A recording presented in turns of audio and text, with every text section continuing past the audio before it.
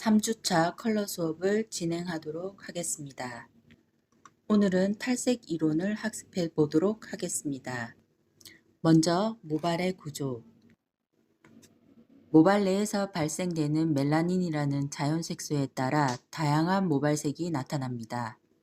모발을 세 부분으로 나누면 모발을 보호해주는 가장 바깥층인 모표피, 큐티클, 멜라닌이 들어가 있으며 모발에서 가장 많은 부분을 차지하고 있는 모표피, 콜텍스, 그리고 모발의 중심을 향해 불규칙적으로 흘러내리는 빈 공간인 모수질, 메듈라입니다. 모든 사람들에게 모수질이 있는 것은 아니며 그 기능 또한 아직 완전히 알려진 바는 없습니다.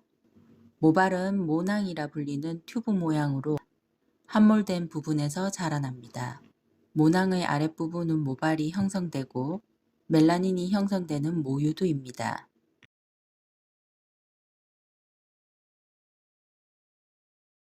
모표피, 가장 바깥쪽에 위치하고 있으며 모발의 10%에서 15%를 차지하고 있습니다. 모양은 비닐과 같은 모양으로 기와장같이 4겹에서 15겹으로 겹쳐져 있습니다. 모발에 보호 방어 작용을 하고 있습니다. 친유성으로 수분이나 액체에 저항적입니다. 이 큐티클을 벌리려고 하면 알칼리가 필요합니다. 모피질, 모발의 80에서 90%를 차지하고 있으며 멜라닌 색소가 들어가 있습니다. 간축물질이 많이 분포되어 있으며 친수성으로 모발의 화학적 작용이 모두 일어나는 부분입니다. 염색 시 모발의 탈색과 탈착이 이루어지는 부분이기도 합니다. 모수질, 가장 적은 부분을 차지하고 있고 없는 모발도 있습니다. 보온 보호 작용을 하며 멜라닌 색소가 들어있는 경우도 있습니다. 동물들은 모수질층이 많은 부분을 차지하고 있어서 투명감과 보온성이 탁월합니다. 모수질이 없는 경우는 어린아이처럼 가는 머리카락이라든지 성인에게도 가는 머릿결에는 없는 경우가 많습니다.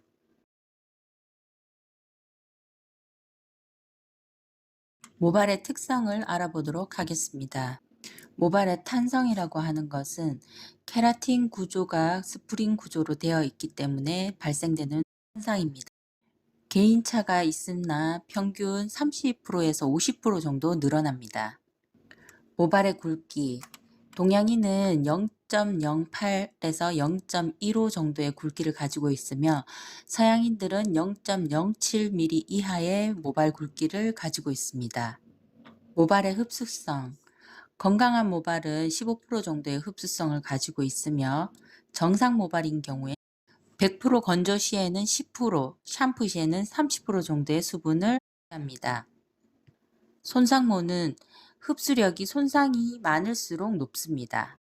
다공성이라고 하는 것은 머리카락이 수분을 많이 흡수할 수 있는 상태를 말하며 수분을 많이 흡수할수록 손상 정도라든지 간축물이 빠져나가는 것을 많다라고 생각되시면 됩니다.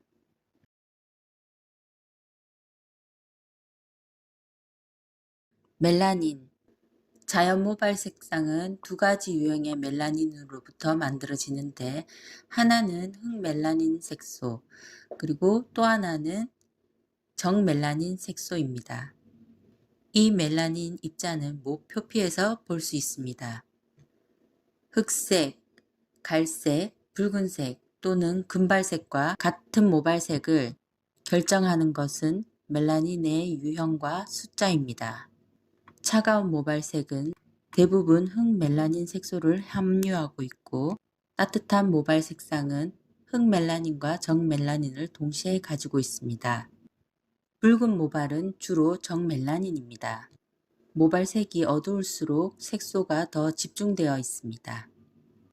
원외로 탈색을 했을 때 흰머리가 되지 않는 이유 중에 하나는 색을 다 뺀 고유의 단백질 색소가 노란색이기 때문에 제일 많이 빼도 베이지 색깔을 띠게 됩니다.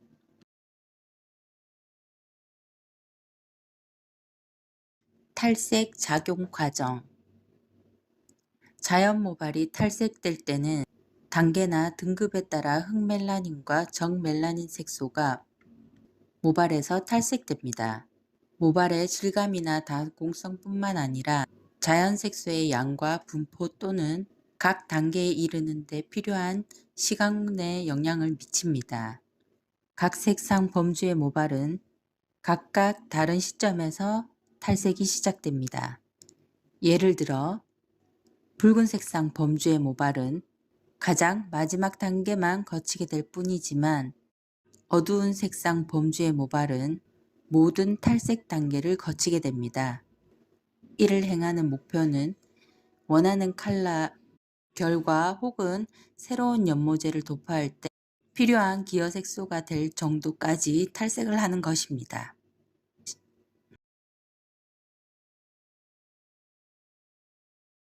탈색에는 크게 탈색과 탈염이 있습니다. 탈색은 모발 내의 자연 색소를 빼내는 것입니다. 말하자면 버진에어, 염색을 한 번도 안 하고 인공적인 색소가 함유되지 않은 상태에서 모발을 전체적으로 색을 밝게 밝히는 작업을 말합니다. 탈염은 모발 내에 인공 색소를 빼내는 것입니다. 예를 들면 기존에 염색했던 머리카락의 색상을 체인지하고 싶을 때, 그리고 색깔을 업다운 시킬 때 사용하게 됩니다. 여기에서 인공 색소를 빼내는 과정은 기존 버진 헤어에서의 탈색보다 탈염이 조금 더 까다롭다고 보시면 됩니다. 기본적으로 산화제와 탈색제가 믹스되는 농도에 따라서 다르겠지만 보통 1회 시술 시에 레벨 3레벨에서 4레벨 정도 업을 시킬 수 있으며 최고 7레벨 정도는 색상을 업시킬 수 있습니다. 탈색을 활용하는 범위는 자연모를 전체적으로 톤업 시킬 때, 그리고 모발을 특정한 색상이나 디자인을 연출하고 싶을 때, 그리고 모발을 특정한 명도까지 끌어올려서 색깔을 밝게 표현하고 싶을 때 사용하게 됩니다.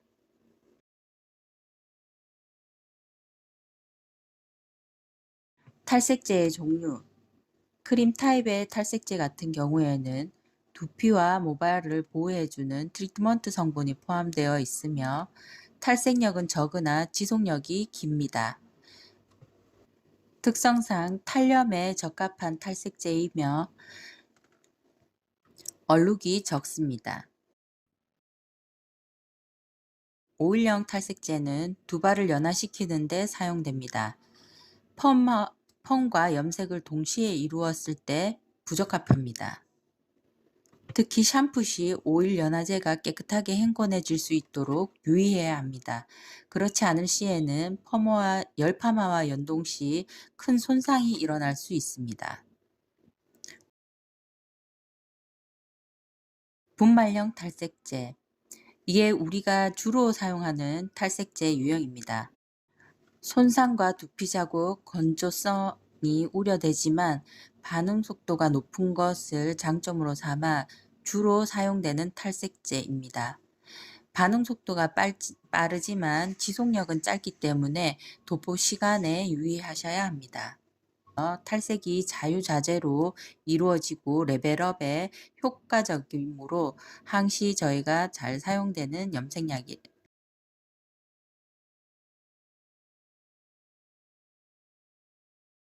이제 혹은 산화제는 모든 산화 제품에 쓰여지는 촉매제입니다. 이제는 다양한 농도, 볼륨 혹은 퍼센티지와 형태, 액상, 크림의 제품이 있습니다. 일반적으로 농도가 낮은 이제는 착색 시 사용하게 되며 농도가 높은 이제는 탈색을 많이 할 때 사용하게 됩니다. 탈색제와 함께 사용할 산화제의 퍼센트나 농도, 양은 제조사에서 설명하는 설명지에 따르는 것이 좋습니다. 산화제의 활용법으로는 과산화수소가 농도가 낮을수록 색상은 진하게 표현되므로 어두운 색깔을 입혀주는 곳에 많이 활용하게 되고 손상 정도도 적습니다. 그리고 촉매제 역할을 하는 산화제는 하이톤 염색 시 6%를 두 배 쓰는 것보다 9%를 사용하는 것이 훨씬 더 효과적입니다. 그 이유로는 레벨업의 허용 범위가 다르기 때문이며 6%를 2배 쓴다고 9%가 되지는 않기 때문입니다.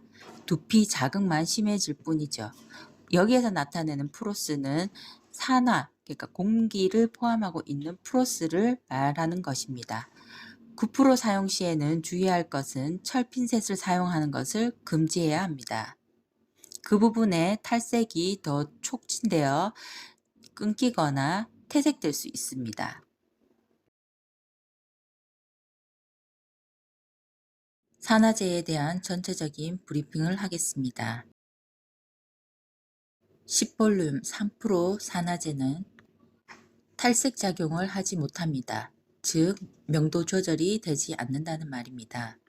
그 특성을 살려 활용할 수 있는 방법은 두피 부분이 밝게 나와 염색되어 있는 부분을 3% 산화제를 사용하여 뿌리를 재터치 염색해서 커버할 수 있습니다. 명도 조절은 가능하지 않지만 착색 작용만은 가능합니다. 단, 백모 커버를 할 시에는 레벨업이 되거나 산화작용이 약해 얼룩이 질 수 있다는 것을 명심해야 합니다. 또한 약한 얼룩이 생겼을 때 얼룩을 없앨 때도 활용하기가 용이합니다. 이미 모발이 퇴색되어 명도를 높이지 않고 색소만을 보충할 때 사용하기에 용이합니다.